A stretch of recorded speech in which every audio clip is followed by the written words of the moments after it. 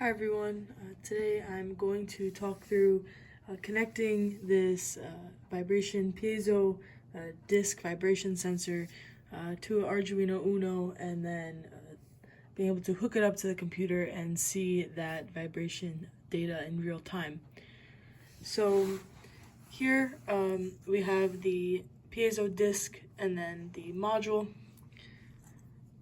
Our red wire is going to go into our input. Generally, red is usually for positive voltage, and then black would be for negative voltage. So in this case, red is going into input in our module, and then black is going into the GND, which is ground. So that's just the 0 voltage return path. And so I use a screwdriver here to kind of tighten these down into there, as you can see. And then here we'll have the negative, positive, and then the S, which just stands for signal.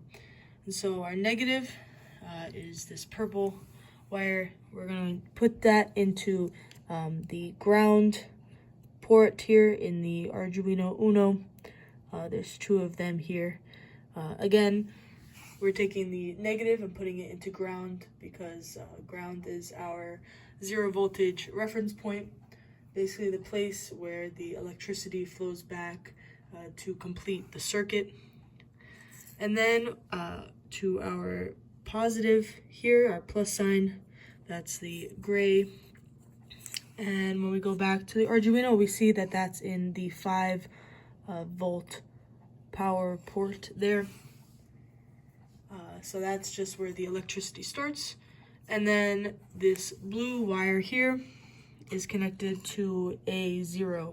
That's the analog port that I decided to connect it to. I believe it can be connected from anything from A0 to A5. Just need to make sure you specify that in your code. Okay, so those are all hooked up here and all tightly connected in there. I have this connection, USB, to my computer, and then I have the Arduino Uno hooked up through power here. And so now we'll talk through the code here. So start off with, like I said, making sure we define what pin we are using. So this is sensor pin to A0. Pin is connected to S, to the signal on the vibration sensor module, which is the S here running to A0 on the Arduino. Then this is also for both just having the vibration sensor read off the data, as well as having the light, the built-in light on the Arduino light up every time the vibration sensor reading passes above a certain threshold. Okay, and so the for the Arduino, the built-in LED is connected to digital pin 13. I believe that's just by default on the board. And so that is, we're just going to make sure we define as 13 built-in LED pin. And then sensor value is at 0, and that's just to store the analog reading. When we're not getting any vibration readings, it's just going to read off 0 constantly as it loops through.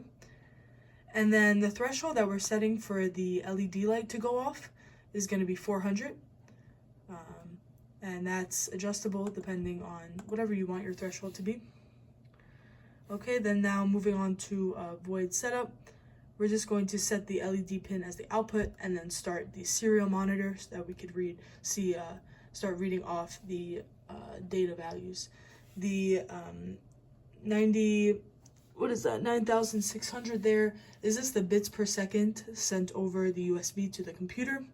I believe that Arduino's default rate. And we'll see that once we load up the serial monitor, it should reflect that 9,600 there. And then we're going to start our loop. So it's going to read the sensor, the analog sensor, and then it's going to print the values on the serial monitor. If the sensor value is above our threshold, it's going to turn the LED pin to high, turn on that LED if the vibration is strong over our threshold of 400. Else, if not, just keep the LED off. And then there's a delay here every 100 milliseconds. And so yeah, when we go up here to tools, we just want to make sure here that our board is set to the Arduino Uno, and then the port is the COM3 Arduino Uno. Okay. Then if we go to serial monitor, it's going to pull up here. That's where we see our 9600. And then we're getting a bunch of zeros. So when I tap on this, this is when our readings are going to start showing up there. Okay. Tapping, we're seeing 600, 300, 500 there. And whenever it reaches above that 400, that light is going off. So the harder I tap, the higher our readings, and the more that light is going to go off. Okay. So I think that about explains it. The piezo disc with the module connected to the Arduino Uno, and then our code that